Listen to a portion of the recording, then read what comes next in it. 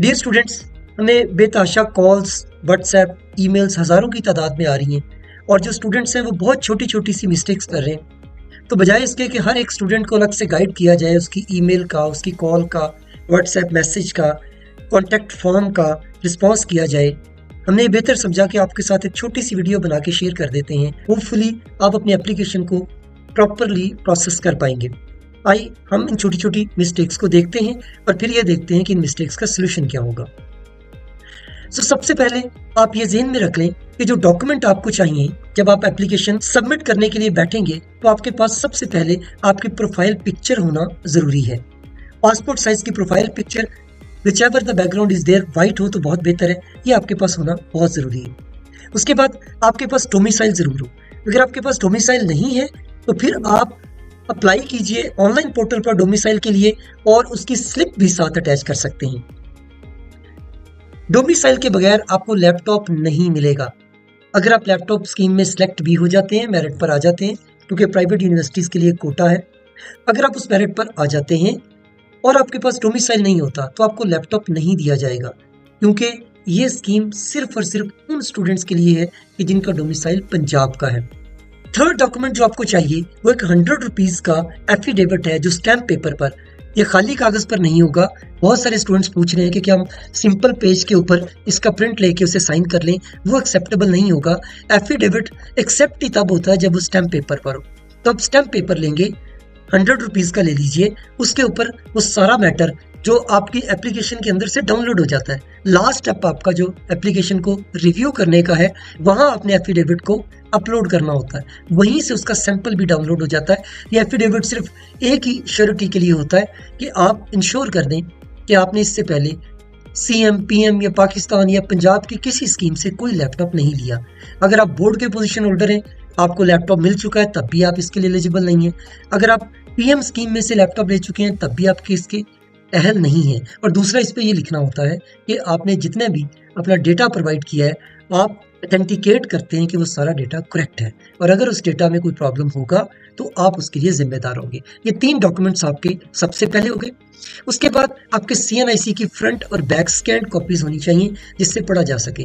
अगर CNIC नहीं है तो फिर अपना बे फॉर्म यूज़ कीजिए। बे फॉर्म के ऊपर भी आपका CNIC नंबर होता है, जिसे बे फॉर्म नंबर कहा जाता है, वो प्रॉपरली रीडेबल होना चाहिए।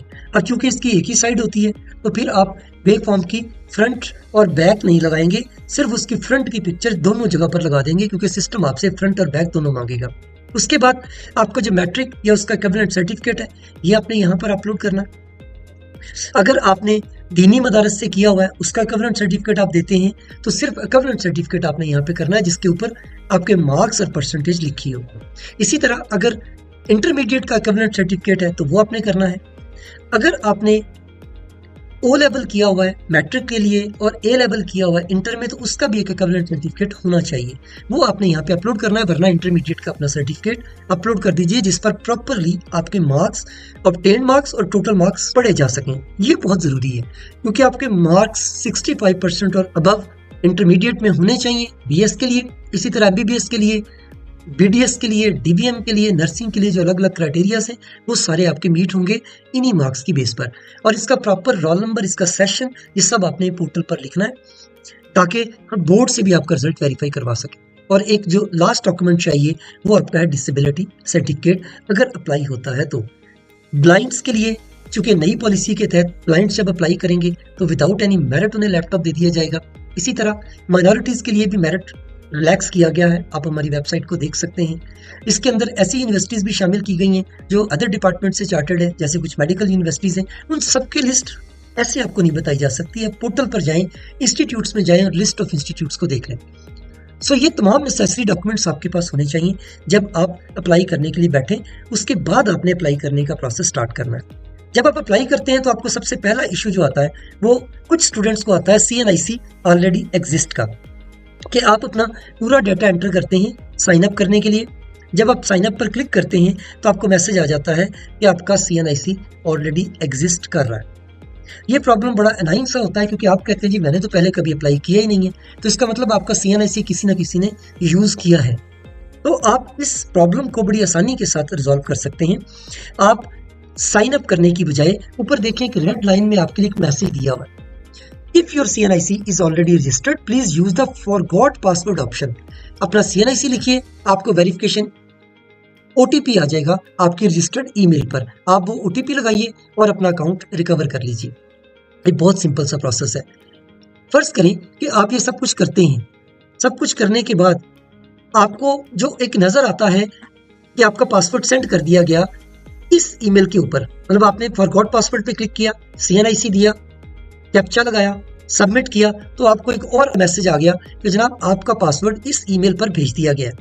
ये जो ईमेल पर आपको भेजा गया, ये ईमेल आप रिकॉग्नाइज नहीं कर पाते क्योंकि मास्किंग में है, जिसका सिर्फ फर्स्ट कैरेक्टर और लास्ट कैरेक्टर आपको दिया गया और एंड पे उसकी डोमेन दिखाई गई। तो अगर आप इसको रिकॉग्नाइज नहीं कर पा रहे या आप ये ईमेल कभी बनाई थी, इसका पासवर्ड भूल गए, ये ईमेल भी रिकवर नहीं हो रही, तो फिर आपके लिए प्रॉब्लम होगा, वरना आपका आसानी के साथ अकाउंट रिकवर हो जाएगा। अब हम अगले सिनेरियो, पहला सिनेरियो तो ये हो गया कि आपने CNIC और ईमेल आपके पास दोनों मौजूद हैं, फॉरगॉट पासवर्ड पे क्लिक किया, CNIC दिया और आपका पासवर्ड आपको चला गया आपके ईमेल पर, OTP आ गया, आपने OTP लगाया और OTP लगाने के बाद आपने पासवर्ड अपना रिकवर कर लिया। दूसरा यह है कि आपका CNIC तो आपको पता है, लेकिन इस ईमेल का आपको नहीं पता जिस पर ये OTP जा रहा है। यहाँ आपको फिर थोड़ा इंतजार करना पड़ेगा। इसकी रिकवरी के लिए आप जब अकाउंट क्रिएट करते हुए इशू आ जाए तो फिर आपने अपने फोकल पर्सन के पास जाना है। This is the third step. First step ये, आप अकाउंट क्रिएट करें, नहीं हो रहा, ऑलरेडी एग्जिस्ट आ रहा है तो रीसेट करें। अगर रीसेट होते हुए ईमेल नहीं पता चल रही तो फिर आप अपने फोकल पर्सन के पास जाइए। जो फोकल पर्सन है वो हमारे पास एक रिक्वेस्ट रेज करेंगे और वो हमारे DPE ऑफिस में आ जाएगी। हम 24 आवर्स लेते हैं इस रिक्वेस्ट को रिजॉल्व करने में, वर्किंग डेज में। मतलब अगर आपने ये नहीं है कि आपने फ्राइडे को रिक्वेस्ट की है तो सैटरडे या संडे को आपका पासवर्ड रिकवर हो जाएगा, मंडे को जाके होगा। तो 24 वर्किंग आवर्स हमें चाहिए होते हैं आपके इस ईमेल को रीसेट करने के लिए। हम क्या करेंगे कि आपके फोकल पर्सन की रिक्वेस्ट को एनालाइज करेंगे, देखेंगे कि आपका CNIC का अकाउंट एग्जिस्ट करता है, उसके अगेंस्ट ईमेल इनकरेक्ट है, आपको रिकॉग्नाइज नहीं कर पा रहे, तो जो ईमेल आपके फोकल पर्सन की तरफ से आई होगी हम वो अपडेट करके फीडबैक देंगे आपके फोकल पर्सन को और वो आपको बता देगा कि अब आप अपना लॉगिन कर लें।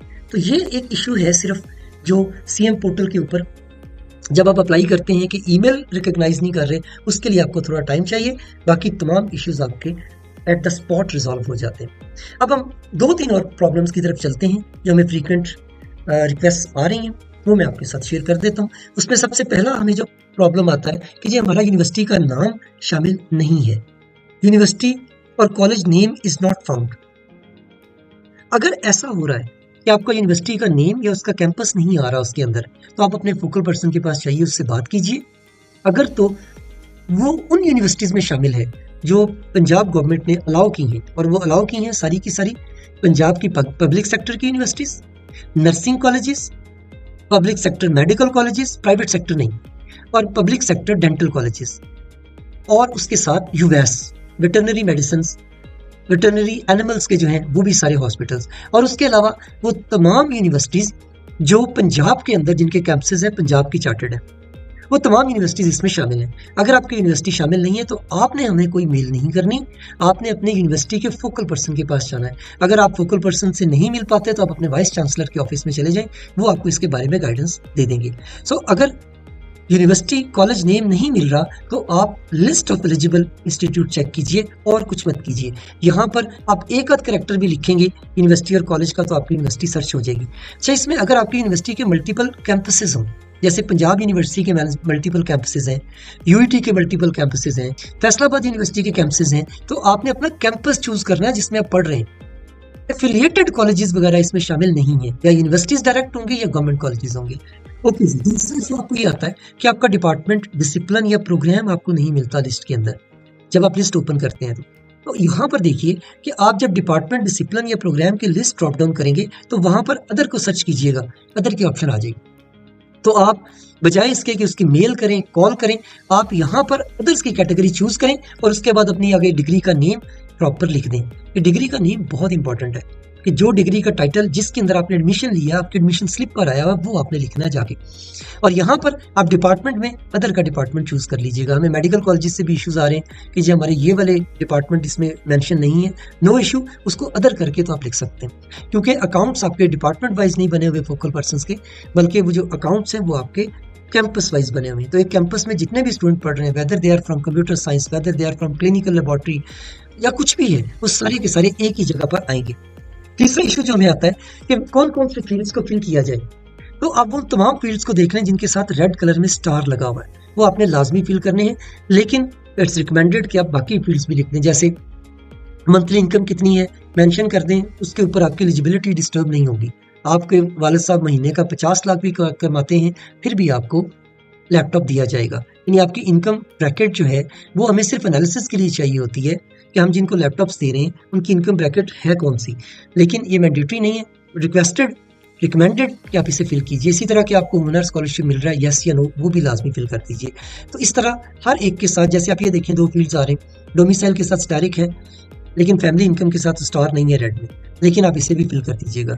और आखिरी चीज, यूनिवर्सिटी रजिस्ट्रेशन नंबर अभी तक इशू नहीं हुआ, नंबर अभी तक इशू नहीं किया गया, अभी तक नए एडमिशन हुए हैं, यूनिवर्सिटी से रजिस्ट्रेशन कार्ड्स नहीं मिले, तो मत लाइनें लगाकर अपना रजिस्ट्रेशन कार्ड हासिल करें।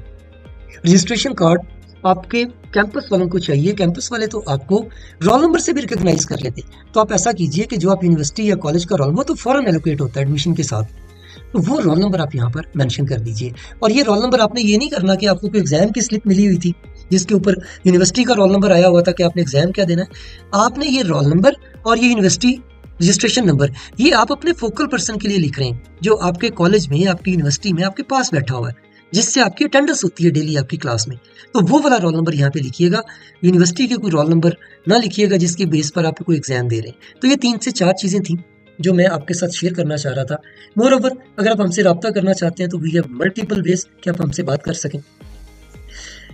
एक आपको जो रिकमेंडेशन है कि डेली आपने करना क्या है, 3-4 चीजें हैं आपने डेली करनी है, वरना फिर आप लोगों से पूछते ही रहेंगे। सबसे पहली बात कि अपना डेटा ध्यान से चेक करें, स्पेशली वो चीजें जो आपकी एलिजिबिलिटी को डिस्टर्ब करती हैं। जैसे उनके अंदर सबसे पहली चीज आपका CNIC है। अगर आपने CNIC गलत के साथ, किसी डिजिट के साथ, अपने फादर के साथ, मदर के साथ, सिस्टर ब्रदर के साथ एवं रैंडमली कोई CNIC दे दिया हुआ है, तो फौरी तौर पर अपने ओरिजिनल CNIC से नया अकाउंट बना लें। पुराने में सारा डाटा था उसे छोड़ दें, वो आपका जब CNIC गलत होगा तो आपका फोकल पर्सन से खुद ब खुद ही रिजेक्ट कर देगा। आप अपने ओरिजिनल CNIC से अपना अकाउंट बनाएं। अगर आपका अकाउंट आपके ओरिजिनल CNIC से ना बना होगा तो फिर आपका लैपटॉप भी शायद आपको ना दिया जाए।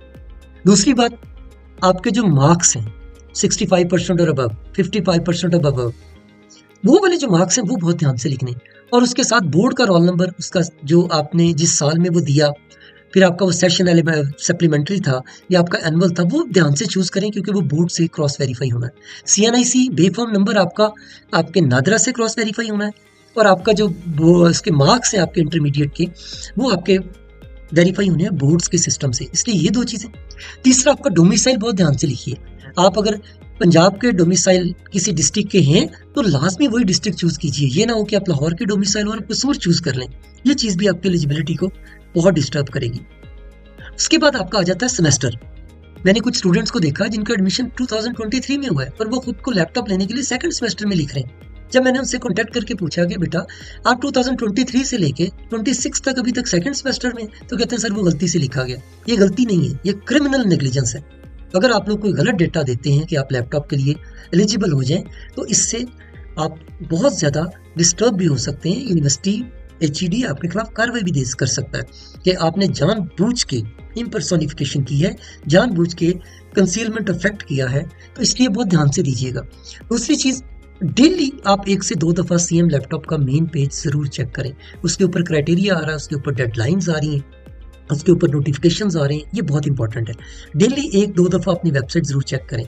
तीसरी बात, रोज़ 1 से 2 दफ़ा अपना अकाउंट लॉगिन करके ज़रूर देखें, और अपना ईमेल भी लॉगिन करके ज़रूर देखें, ताकि आप ये देख सकें कि आपको कोई ईमेल तो नहीं आई हुई CM लैपटॉप की तरफ से। क्योंकि जैसे ही कमेंट देकर फोकल पर्सन आपको रिजेक्ट करेगा, आपको मेल आ जाएगी, और आप सिर्फ 1 दफ़ा अपनी एप्लीकेशन को करेक्ट करके सबमिट करवा सकेंगे, दूसरी दफ़ा आपके पास चांस नहीं होगा। सो इसलिए अगर आपकी ये मेल आपको आ जाती है कि आपकी एप्लीकेशन किसी वजह से रिजेक्ट कर दी गई है, तो लाजमी अपने फोकल पर्सन के पास पहले जाएं, सबमिट मत कर दें, पहले अपने फोकल पर्सन के पास जाएं, उससे बात करें कि सर आपने मेरी एप्लीकेशन रिजेक्ट की है, मुझे इसकी रीज़न बताएं। वो पोर्टल खोल के आपको बताएगा कि आपका ये प्रॉब्लम है। वहीं बैठ जाए लैपटॉप लेकर, वहीं पे लॉगिन करें, वहीं पे करेक्शंस करें, और वो करेक्शंस दिखा दें, उनको दिखा दें, ताकि वो देख लें फोकल पर्सन के जो वो चाह रहे हैं वही चीज़ आपने अपडेट कर दी है। जब वो कहें जी बेटा ठीक है, इट्स ओके, तो फिर आप उसे सबमिट कर दें ताकि आपको अपना लैपटॉप का चांस गंवा ना बैठे। गलतियाँ करेक्ट भी हो जाती हैं, लेकिन फिर आपको एक लंबी चौड़ी टेंशन में आना पड़ जाता है। हो सकता है सारे बच्चों को लैपटॉप मिल जाए, आपकी एप्लीकेशन ही करेक्शन की लाइन में लगी रहे। तो इसलिए मेक इट वेरी श्योर कि आपने हर चीज़ सही अपडेट की है अपने पोर्टल पर। और फिर आखिरी बात, फ्रीक्वेंटली अपनी वेबसाइट को ज़रूर विजिट करें। हम हर नई इन्फॉर्मेशन वेबसाइट पर देते हैं, आपको डायरेक्ट नहीं बताते, ना आपको मेल करते। आपको मेल सिर्फ तभी आएगी जब आपका फोकल पर्सन आपकी एप्लीकेशन को रिजेक्ट करेगा या आपसे कोई नए डॉक्यूमेंट्स मांग रहा होगा। तो आप अपने एप्लीकेशन प्रोसेस को अपने फोकल पर्सन के साथ मिलकर कंप्लीट कीजिए, बजाय इसके कि आप घर में बैठे रहें, दोस्तों के ग्रुप में बैठें या किसी नेट कैफ़े पे चले जाएं। आप ये अकाउंट्स खुद से बनाएं, खुद से इनको चेक करें। हमारे साथ बात करने के लिए आपके पास बहुत सारे वेज हमने दिए हुए हैं। हमारा फ़ोन नंबर है, हमारा व्हाट्सएप नंबर है, उसके बाद हमारी वेबसाइट है, उसके बाद हमारा फोकल पर्सन्स जो आपके हैं कॉलेज यूनिवर्सिटी में, आप उनको डायरेक्ट विजिट कर सकते हैं किसी भी कन्फ्यूजन के लिए। देन कॉन्टैक्ट फॉर्म है हमारा वेबसाइट पर, उसे फिल कर सकते हैं। हमारी ईमेल है जो आप हमें दे सकते हैं, लेकिन काइंडली इस तरह की ईमेल मत करें, हमने अप्लाई कर दिया, हमें लैपटॉप कब मिलेगा। ये अभी हमें भी नहीं पता कि हम आपको कब लैपटॉप देंगे। हो सकता है ये आपको लैपटॉप देने में कुछ माह लग जाए, लेकिन अगर आप इस स्कीम में सिलेक्ट होते हैं तो आपको लैपटॉप ज़रूर मिलेगा। यहाँ वो बच्चे कि जिनका अभी तक स्टेटस जो प्रीवियस फेज़ में फेज़ 1 में सिलेक्ट नहीं हुए थे, वेरीफाइड हुए थे, उनके साथ भी मैं बात करना चाहूँगा कि जितने भी बच्चे वेरीफाइड हैं उन सबको लैपटॉप कंफर्म मिलेगा। जो स्टूडेंट्स सिलेक्टेड थे उनको तो मिल गया। हमारी 2 डिविजन्स रह गई हैं, एक साहिवाल रह गई है और एक गुजरांवाला रह गई। इसके अंदर जैसे ही हमारी सेरेमनी होती है इनको भी लैपटॉप्स मिल जाएंगे। जो बाकी 33,000 प्लस स्टूडेंट्स हैं उन सबको लैपटॉप मिल जाएगा। कब मिलेगा, कैसे मिलेगा, ये पंजाब गवर्नमेंट पॉलिसी देगी, हमें डेडलाइंस देगी, हम आपके साथ शेयर कर देंगे। तो हमें एक प्रॉब्लम की मेल आती है, 1000 मेल ये आती है कि हमें कब मिलेगा लैपटॉप। हम आपको ये नहीं बता सकते कि कब मिलेगा, बस हमारी वेबसाइट को देखते रहें। Thank you.